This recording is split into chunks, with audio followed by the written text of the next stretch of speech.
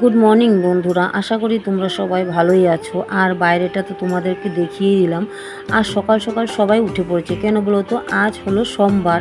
আর আজ মানে শ্রাবণ মাসের দ্বিতীয় সোমবার। প্রথম সোমবারটা আমি বাড়িতে ছিলাম না, বাপের বাড়ি ছিলাম। আর দ্বিতীয় সোমবারটা আমি আবার এসে পড়েছি, কারণ আমার অসুস্থতার জন্য আমি 2-1 দিন বাড়িতে চলে গেছিলাম, দুদিনের জন্য। আবার এসে পড়েছি, কারণ এই শ্রাবণ মাসের সোমবারটা আমাদের বাড়ির সবাই মানে, আর সবাই নিরামিষ খায়। আর একটা কি, এই সোমবার মানে এই শ্রাবণ মাসে আমার বরের জন্ম মাস, সেটাও ঠিক। আর আমার বর খুবই মানে এই মাসটা খুবই মানার মানে ওনার পছন্দ। আর তার জন্যই আমি সকাল সকাল উঠি। আর বাইরেটা তো দেখতেই পারলে, কিন্তু প্রচণ্ড রোদ্র উঠে গেছে। সকাল কিন্তু বেশি একটা সময় না, 7টাও হয়তো বাজেনি, কিন্তু রোদ্র উঠে গেছে। আর উঠেই আমি কিন্তু কাজে লেগে পড়লাম। প্রথমে ঘরটা পরিষ্কার করে নিব, কেন বলতো? কিছু এঁঠো বাসন ছিল, এগুলো বের করেছি। আর গ্যাস ট্যাস সব মুছে নিলাম। মুছে নিয়ে আর আমি ঘরটা মুছে নিচ্ছি আগে।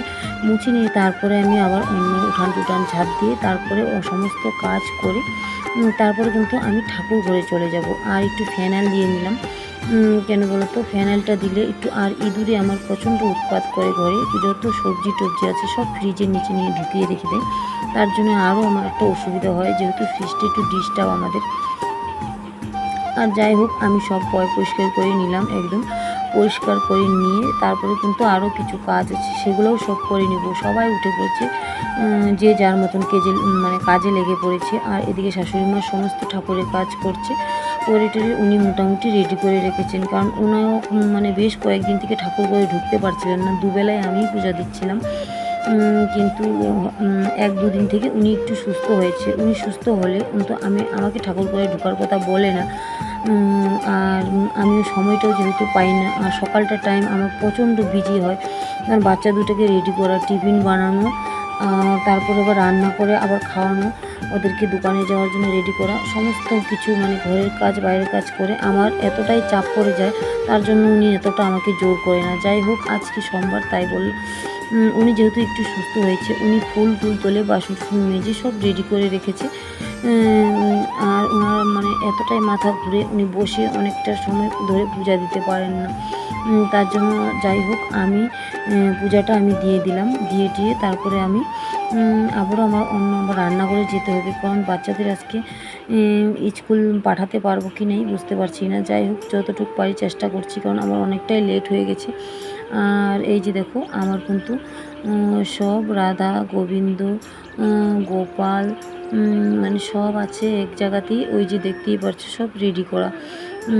আর এদিকে এই টুলটা নতুন বানানো হয়েছে, কারণ ওই বড় গোপালটা হাঁটছিল না, পড়ে যাচ্ছিল।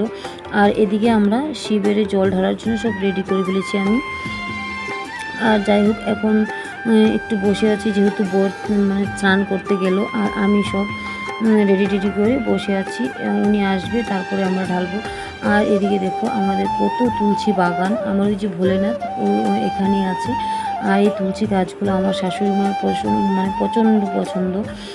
তুলসী গাছ না থাকলে উনি পাগল হয়ে যায়, আর উনি কোথার থেকে খুঁজে নিয়ে আসে।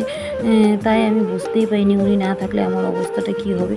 ঘরের কাজ সারবো না, এদিকটা সামলাবো। আর উনি এত সুন্দর করে পুজো দেয়, ওনার অন্য লোকের পূজা দেওয়া পছন্দ হয় না বেশি একটা। যাই হোক, আর এই দেখো, উনি বসে বসে সব রেডি করে দিচ্ছে। আর আমার বড় কিন্তু জলটা সুন্দর করে দাঁড়িয়েই ঢালছে, কারণ উনি তো বেশি নড়াচড়া করতে পারে না, বসতেও পারে না, তাই ওনার কষ্ট হয়। যাই হোক, উনি ঢালবে। প্রথমে আমি ঢেলেছি, তারপরে উনি ঢালছে। আর যেহেতু আমি ক্যামেরাটা করছি, আর এদিকে আমার শাশুড়ি মা সব বসে বসে বলে দিচ্ছে, আর ও সব রেডি করছে, দিচ্ছে। আর ওদিকে আমার ভাসুর যা, ওনারাও দিবে, কারণ আমরা আগে দিলে ওনারা পরে দিবে। আর এই দেখো, উনি কিন্তু ওই যে ওনার পিঠে দেখতে পাচ্ছ একটু কালো কালো দাগ, ওনার ওই যে ওই পিঠের সম্পূর্ণ পিঠটাই কিন্তু ভাঙা অপারেশন ছিল। অপারেশন করা হয়েছে, ফাইবার লাগানো, পিঠের হাড্ডিগুলো ফাইবার দিয়ে বানানো আছে। তাই উনি বেশি নড়াচড়া বেশি একটা ঘোরাফেরা করতে পারে না। যাই হোক, উনি ঢালতে চেয়েছেন, তাই আমরাও খুব খুশি, আর ওনাকে রেডি করে দিয়েছি। যাই হোক, আমাদের মোটামুটি ঢালা হয়েছে, এখন শাশুড়ি মা ঢালবে। আর আমি আবার তাড়াহুড়া করে ছেলেকে রেডি করলাম, ছেলে না খাইয়ে স্কুলে চলে যাচ্ছে বলে আমি স্কুলে যেয়ে খেয়ে নিব, আর খাবো না বাড়িতে। যাই হোক বিস্কুট চাটা খেয়ে নিল। আর যেহেতু আমার অনেকটাই লেট হয়েছে, ঠাকুর ঘর থেকে আস্তে আস্তে প্রায় 9টা বেজে গেছে, আর রান্না বসাতে বসাতে 9:30 বেজে গেছে। কারণ আমি ঘুম থেকে উঠে একদিকে ভাত একদিকে চা বসিয়ে দিই, কিন্তু আজকে আমি ঠাকুর ঘরে ঢুকেছি, আর যেহেতু বর দিবে তার জন্য অনেকটা সময় লাগবে, তার জন্য আমি বসেছিলাম, তার জন্য আমি রান্নাঘরে ঢুকতে পারিনি, মেয়েকে পাঠাতে পারিনি, ছেলেকে যাই হোক পাঠিয়ে দিলাম। আর ঘেমে কিন্তু একাকার। আর যেহেতু আমি বেশি শাড়ি পরি না, কিন্তু আজকে শাড়ি পরেছি, আমি শাড়িটা পরে বেশিক্ষণ থাকতে পারবো কি না জানি না। এই প্রচণ্ড ঘেমে যাচ্ছি। আর এদিকে রান্নাও বসিয়ে দিয়েছি এসে।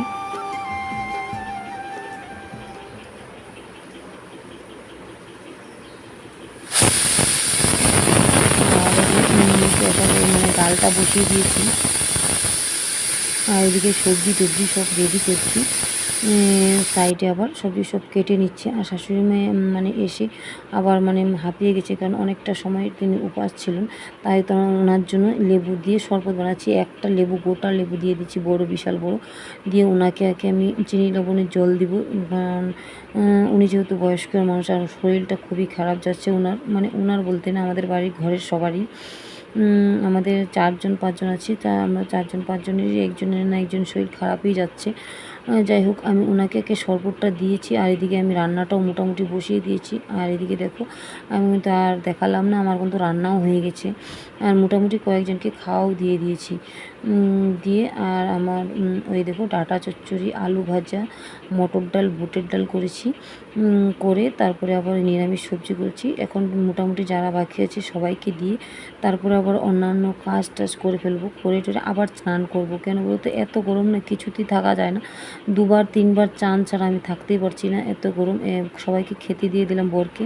যাই হোক এখন প্রায় ওই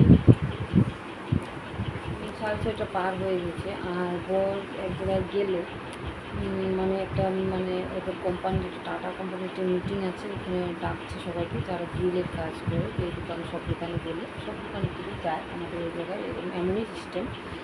ওখানে ভাস্তা নিয়ে গেলো, ওই মিটিংয়ে গেলো, তারপরে আবার মেয়ে এখন টিউশনে গেলো, ছেলে আবার টিউশন থেকে আসবে। আর পাশের বাড়ি আজ আবার রাত্রেবেলা নিমন্ত্রণ আছে, মানে শ্রাদ্ধ, মানে আমাদের বা ঘরের পাশে একটা বাড়ি আছে, ওই বাড়িতে মানে এক কাকা মারা গেছে, আজকে ওনার শ্রাদ্ধ, কিন্তু আজকে আমাদের নিরামিষ, তাই আমাদের যাওয়া হবে না। দেখি তার দেখা করতে হয়তো যেতে লাগতে পারে। আর মেয়েকে ছেলেকে বললাম, ওই ঘরের কাছ থেকে বললাম যে তোমরা যাও, তোমরা বাচ্চা মানুষ, দেখি এখন ওরা যায় কি নাই, গেলে তো তোমাদেরকে দেখাবো। এখন যাই, চাটা বানিয়ে দিই শাশুড়িমাকে।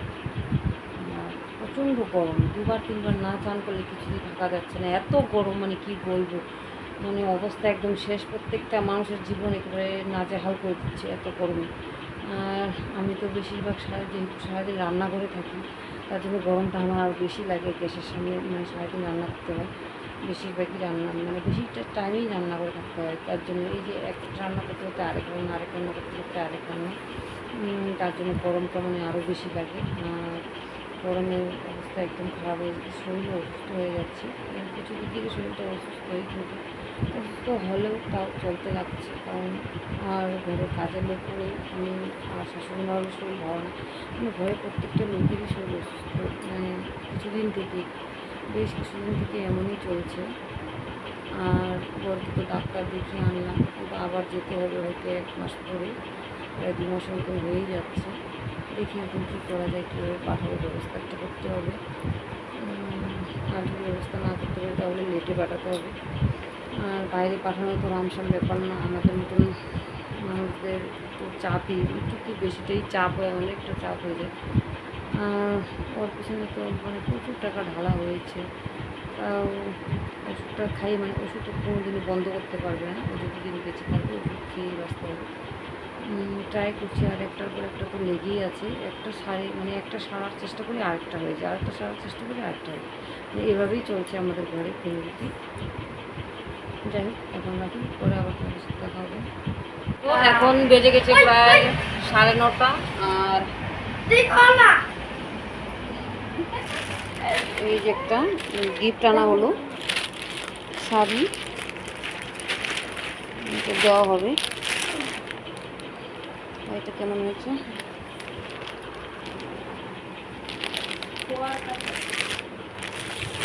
দেখাবো না। আর তোমাদেরকে তো একটা জিনিস দেখাইনি, এই যে ওরা যে মানে মিটিংয়ে গিয়েছিল, এই মিটিং থেকে গিফটটা দিয়েছে, দুটা দিয়েছে এই গিফটটা। লাগতাছে। আর এই যে একটা মিষ্টির প্যাকেট দিয়েছে টাটা কোম্পানি থেকে। আর এই যে এগুলো দিয়েছে, এই যে দেখো কী কী দিয়েছে আমাদের টাটা কোম্পানি থেকে। এই সেট দুটা করে পেয়েছে সব, একটা মানে ভাইস্তা নিয়েছে, আর এই যে একটা আমাদের মানে যজন যাবে ও ওজনই পাবে। হ্যাঁ, এবার গিফটটা আমাদের ভালোই দিয়েছে মোটামুটি। এই দেখো স্টিলের বাচ্চাদের টিফিনের হয়ে যাবে মোটামুটি।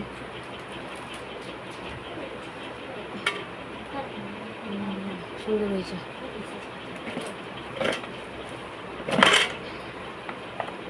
যাই হোক, আমাদের মাসে 2-3 মাস পর পর মিটিং হয়, ডাকা হয়। আর এদিকে ওরা রেডি হচ্ছে, ছেলে রেডি, ওই মাথা আসা তেল লাগা ক্রিম।